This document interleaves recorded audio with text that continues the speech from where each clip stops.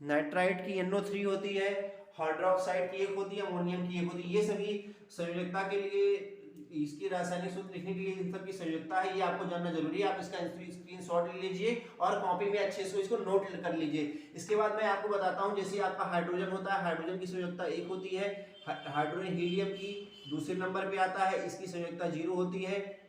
Lithium तीसरे number पे आता है, इसकी 1 होती है। बेरिलियम की 2 होती है। बोरान की 3 होती है। कार्बन की 4 होती है। नाइट्रोजन की 3 होती है। ऑक्सीजन की 2 होती है। फ्लोरीन की 1 होती है। और नियॉन आता है, उसकी 0 होती है। सोडियम की संयोजकता 1 होती है। ये बाहरी कोश में उपस्थित इलेक्ट्रॉन की संख्या है, उसी से हम जो है इनकी संयोजकता ज्ञात करते हैं। मैग्नीशियम की 2 होती है। और इसके बाद एल्युमिनियम की 3 होती है। सिलिकॉन की 4 होती है। फास्फोरस की 3 होती है। सल्फर की 2 होती है।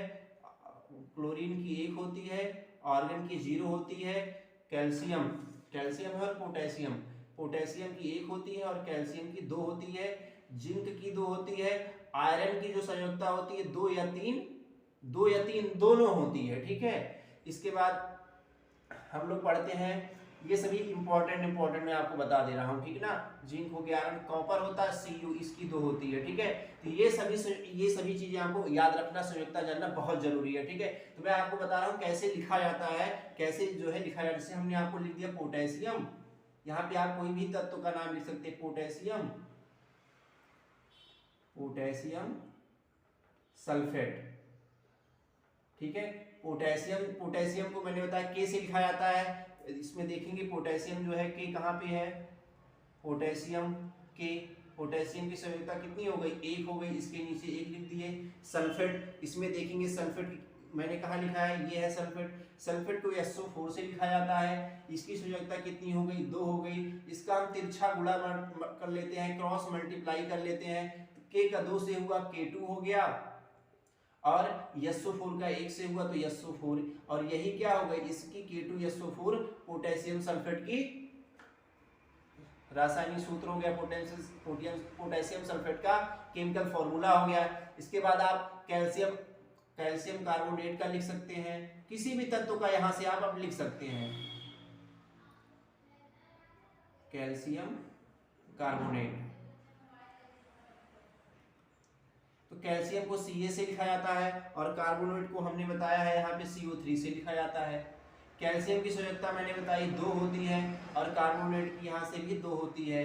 तो अब देखो, इसको आप इस तरह अगर लिख देंगे Ca2CO3 2, तो ये क्या हो जाएगा, गलत हो जाएगा। तो 2 और 2 क्या होते हैं, अगर दोनों समान है, यहाँ भी समान है, यहाँ भी, तो वो कट के 1 हो जाते हैं। जब क्रॉस मल्टीप्लाई होगा तो ये Ca क्या है, एक ही है। Ca का 1 में करेंगे Ca होगा, कार्बोनेट का भी 1 में ही करेंगे CO3।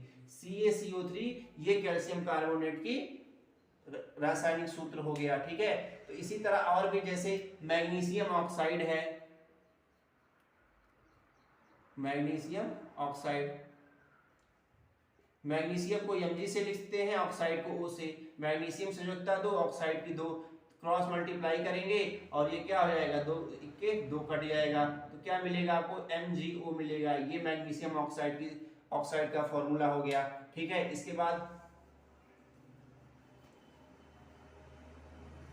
बाद है एल्युमिनियम क्लोराइड, एल्यूमिनियम क्लोराइड। यहां से आप देखिए, एल्युमिनियम को Al से लिखा जाता है, इसकी संयोजकता 3 होती है। फिर क्लोराइड है, क्लोराइड ये लिखा, क्लोराइड को Cl से लिखा जाता है, इसकी संयोजकता 1 होती है। क्रॉस मल्टीप्लाई किए, इसमें कटेगा नहीं क्योंकि समान नहीं है दोनों, तो क्या हो जाए, Al का 1 से Al हुआ और Cl3, तो AlCl3 क्या हो गया, ये एल्युमिनियम जो है क्लोराइड का फॉर्मूला हो गया, ठीक है। इसी तरह सारे फॉर्मूले, हाइड्रोजन सल्फाइड हो गया, हाइड्रोजन सल्फाइड, हाइड्रोजन को S से लिखा जाता है, सल्फाइड को SO4 से। तो हाइड्रोजन की संयोजकता 1 होती है, आप यहां से देख सकते हैं, हाइड्राइड, ये हाइड्रोजन की 1 हो गई, और सल्फाइड की क्या हो गई, सल्फाइड को SO4 से, इसकी सल्फाइड, ये सल्फेट बोलते हैं, सल्फाइड भी इसी को बोलते हैं। SO4 हो गई, इसकी 2 होती है, ठीक है, यहाँ पे 2 लिखा है SO4 की, तो तो इसका क्रॉस मल्टीप्लाई कर दिए, H2 हुआ और SO4, ये सिंगल है SO4, तो H2SO4 ये हाइड्रोजन सल्फाइड का क्या हो गया, केमिकल फॉर्मूला हो गया, सूत्र हो गया। इस विधि से आप किसी भी जो है यौगिक का केमिकल फॉर्मूला, किसी भी कंपाउंड का केमिकल फॉर्मूला, रासायनिक सूत्र आप लिख सकते हैं बहुत ही आसानी से, ठीक है। अगर ये चीज आपको याद है, और ये भी याद करना बहुत आसान है क्योंकि इनमें उपस्थित आयनों की संख्या ही उनकी संयुक्ता हमने यहाँ पे लिखा हुआ है, ठीक है। अगर आप और डिटेल्स में जानना चाहते हैं तो आप कमेंट बॉक्स में करिए, मैं आपको दूसरी वीडियो बनाऊंगा कैसे इसकी संयुक्ता निकालते हैं, या आप हमारे इलेक्ट्रॉनिक डिस्ट्रीब्यूशन वाला वीडियो जाकर देख लिए, वहां से आपको इनकी संयुक्ता पता चल जाएगी, ठीक है। तो ये आप देख लिए, मैं आपको कुछ और तत्व का दे रहा हूं, आप निकाल के मुझे कमेंट बॉक्स में बताइए। जैसे nitrogen oxide, nitrous oxide, nitrous oxide का दूसरा, हाइड्रोजन क्लोराइड का, हाइड्रोजन क्लोराइड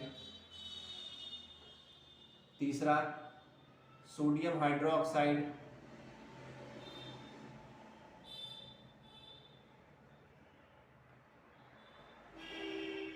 चौथा मैग्नीशियम हाइड्रोक्साइड,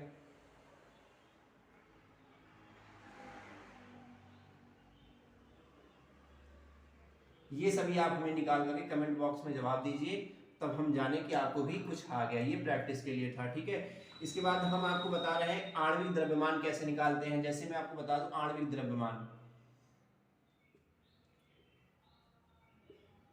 जिसको बोलते हैं मॉलिक्यूलर मास, मॉलिक्यूलर मास, ठीक है। तो जैसे यहाँ पे लिखा है H2SO4, ठीक है, H2SO4 लिखा है, तो यहाँ पे हाइड्रोजन के कितने परमाणु हैं, कितने एटम है, 2, सल्फर के 1 हैं, ऑक्सीजन के 4 हैं, तो यहाँ पे 2 है, 2 लिख दिया। हाइड्रोजन का एटॉमिक नंबर 1 होता है और परमाणु द्रव्यमान लगभग इनका दुगना होता है, ठीक है, 2 बार होता है, दोगुना होता है। हाइड्रोजन का 1 होता है, हाइड्रोजन का परमाणु द्रव्यमान और परमाणु क्रमांक 1 ही होता है। सल्फर है, सल्फर जो है कितना है, यहाँ पे 1 है, 1 गुणे कितना हो, सल्फर आता है 16 नंबर पे, परमाणु द्रव्यमान कितना हो गया, 16 दूनी 32 हो गया। प्लस ऑक्सीजन की यहाँ कितने हैं, 4 परमाणु है, तो 4 हो गया, गुणे ऑक्सीजन 8 नंबर पे आता है, 8 दूनी 16, 16 इसका परमाणु द्रव्यमान हो गया, तो यहाँ 16 से करते हैं 2 गुणे से, तो क्या हो गया, 2 इक्के 2, 32 इक्के 32 और 16 चौका 64, तो 4 2 6, 6 2 8, 8 और 9, इसको यूनिट यू में लिखा जाता है। आणविक द्रव्यमान की इकाई यू होती है, तो 98 यूनिट इसकी यू जो है इसका आणविक द्रव्यमान है। इस प्रकार से आप लिखते हैं, ठीक है। जैसे आपको HCl का पूछ ले, यहाँ पे एक हाइड्रोजन भी है, क्लोरीन है, 1 गुणे 1 हो गया, प्लस लगाते हैं जब दूसरे का लिखने लगते हैं, क्लोरीन भी 1 गुणे क्लोरीन का होता है 35.5 होता है, तो 1 धन 35 सिक्के 35, 35.5 बराबर क्या हो गया, 36.5 यूनिट ये क्लोरीन हो गई। तो ये जो है आणविक द्रव्यमान निकालने का आपको फॉर्मूला है, ठीक है। इसके बाद मैं आपको थोड़ा सा बता देता हूँ मोल की डिफिनीशन, मोल क्या होती है, इसी में होता है मोल। मोल पहले तो चीज क्या है, ये पदार्थ की मात्रा की इकाई है, पदार्थ की मात्रा, पदार्थ की मात्रा को क्वांटिटी ऑफ मैटर को किसमें नापा जाता है, मोल में नापा जाता है, 1 मोल 2 मोल। तो मोल क्या है, मोल एक पदार्थ